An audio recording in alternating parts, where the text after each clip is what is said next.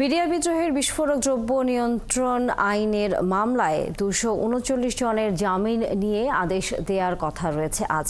কেরানীগঞ্জের কেন্দ্রীয় কারাগারে অস্থায়ী বিশেষ আদালতে এই মামলার বিচার কাজ চলছে। এর আগে 3 বার এই জামিনের আদেশ পেছানো হয়। সর্বশেষ 17 মার্চ আজকের এই দিন ঠিক করে আদালত। এই মামলায় 834 জন আসামির মধ্যে এখন পর্যন্ত জামিন পেয়ে মুক্তি পেয়েছেন 178 জন। নথি দাখিলে অসতর্কতার কারণে জামিন বিলম্বিত হয়েছে বলে অভিযোগ রাষ্ট্রপক্ষের আইনজীবীদের। 2009 সালের 25 এবং 26 ফেব্রুয়ারি ঢাকার পিলখানায় বিডিআর বিদ্রোহের ঘটনায় হত্যা ও বিস্ফোরক আইনে 2টি মামলা হয়। বিস্ফোরক আইনের মামলায় 834 জন আসামির বিরুদ্ধে বিচার কাজ শুরু হয় 2010 সালে। কিন্তু মাঝপথে বিস্ফোরক মামলার কার্যক্রম এক প্রকার স্থগিত রেখে শুধু হত্যা মামলার সাক্ষ্য উপস্থাপন করে রাষ্ট্রপক্ষ, যে কারণে এই মামলার বিচার কাজ ঝুলে যায়।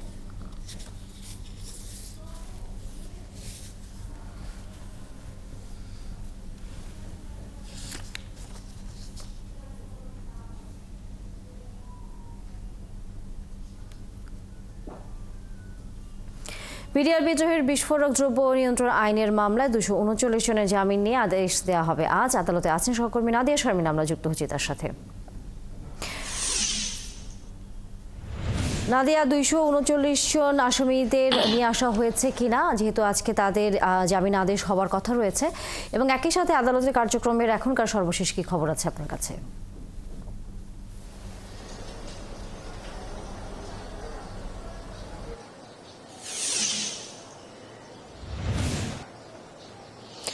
ধন্যবাদ তানিয়া।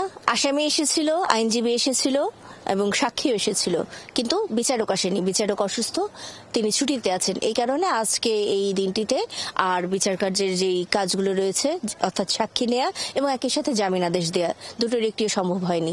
আজকের দিনটি পিছিয়ে গেছে, হয়তো কবে ডেট পড়ছে সেটি আমরা বিকেল নাগাদ জেনে ফেলতে পারবো। কিন্তু এই মুহূর্তে আসলে আসামি যারা আছে এবং আইনজীবী যারা আছে তারা সবাই চলে গেছেন এবং আজকের আদালতটি আসলে বসছে না, এবং এর মাধ্যমে আবারও চতুর্থবারের মতন এই জামিনের আদেশের তারিখ পেছালো। এবং আপনি জানেন যে সর্বশেষ 17 মার্চ কিন্তু এই তারিখ দেওয়া হয়েছিল, তখনও তৃতীয়বারের মতন পিছিয়ে এইটা আজকের দিনটি ধার্য করা হয়েছিল, সেটিও হলো না আজকে।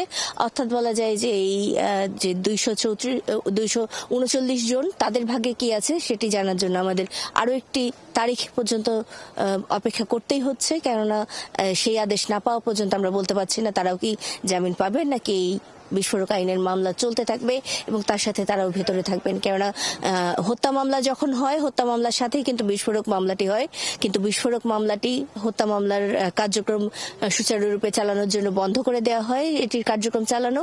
এবং হত্যা মামলা নিম্ন আদালতের ধাপ পার হয়ে উচ্চ আদালতের ধাপ পার হয়ে একেবারে শেষ পর্যায়ে চলে আসলেও বিস্ফোরক মামলার এই মামলাটি এখনো পর্যন্ত ঝুলে আছে, সাক্ষ্য গ্রহণই শেষ হয়নি। আজকে সাক্ষী এসেছিলেন, তারপরে সাক্ষ্য শেষ হয়নি। আমরা অপেক্ষা করছি কবে তারিখ পড়বে জানার জন্য।